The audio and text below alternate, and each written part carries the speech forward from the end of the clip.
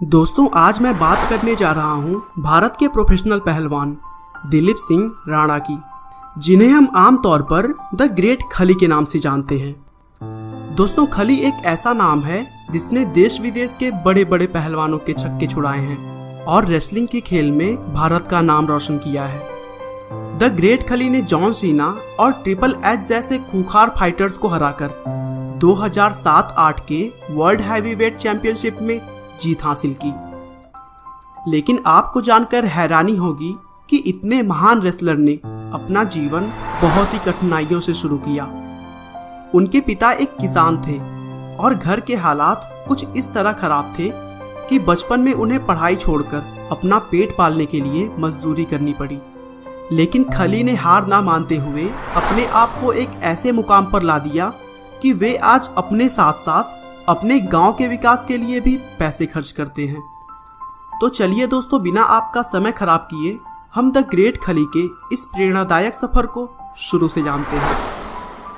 दिलीप सिंह राणा का जन्म 27 अगस्त 1972 को हिमाचल प्रदेश के धीरैना नाम की जगह पर हुआ था। उनके पिता का नाम ज्वालाराम था, जो खेतों में काम करके अपना घर चलाते थे। लेकिन खली को लेकर उनके कुल 7 भाई बहन थे और फैमिली बड़ी होने की वजह से सिर्फ एक आदमी को घर चलाने में बहुत मुश्किलों का सामना करना पड़ता था। इसीलिए उनकी मां तंदी देवी भी मजदूरी करती थी। खली भी अपने परिवार की आर्थिक हालत को देखते हुए ज्यादा दिनों तक पढ़ाई नहीं कर सके और फिर गांव में ही मजदूरी करने लगे। गांव के लोग भी उनके हाइट और बॉडी का फायदा उठाते थे और सभी भारी भरकम काम उन्हीं से करवाते थे। लेकिन दोस्तों, बहुत कम लोगों को पता है कि खली का ऐसा शरीर एक्रोमेगली नाम की बीमारी से ग्रस्त होने की वजह से है और इस बीमारी की वजह से उनका चेहरा भी थोड़ा अजीब दिखता है। गांव में तो सभी लोग खली के बॉडी और फेस से वाकिफ थे, लेकिन जब कभी वे गांव से बाहर जाते थे तब लोग उन्हें देखकर इकट्ठे हो जाते और फिर उनका मजाक बनाते थे। इन बातों का खली को बहुत दुख होता था। कुछ दिनों तक गांव में मजदूरी करने के बाद जब उन्हें ज्यादा पैसों की जरूरत पड़ने लगी तो वे अपने गांव से शिमला चले गए और फिर वहां जाकर सिक्योरिटी गार्ड की नौकरी करने लगे। लेकिन ये भी उनके लिए काफी नहीं था, क्योंकि काम करने के बाद उन्हें जितना भी पैसा मिलता था उससे उनकी डाइट भी पूरी नहीं हो पाती थी और पैसे घर भेजने की तो बात ही छोड़ दीजिए।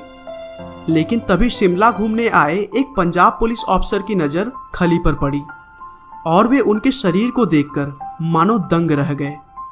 फिर उन्होंने खली की आर्थिक सहायता करते हुए उन्हें पंजाब आकर पुलिस में शामिल होने को कहा।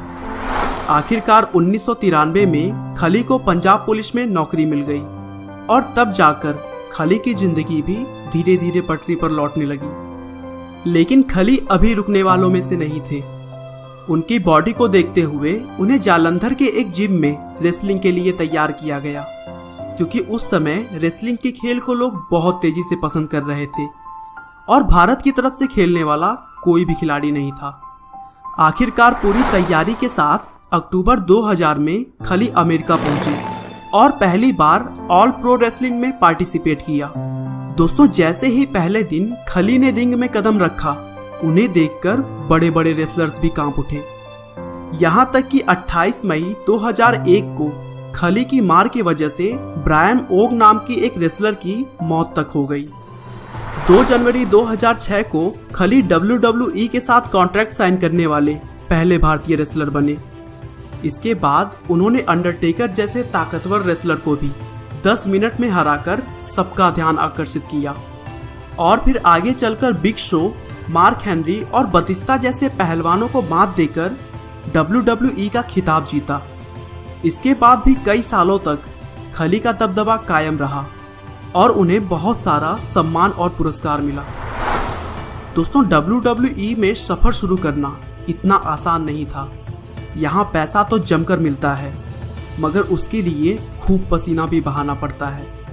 लेकिन खली ने अपने संघर्षों से दिखा दिया कि इस दुनिया में कुछ भी असंभव नहीं।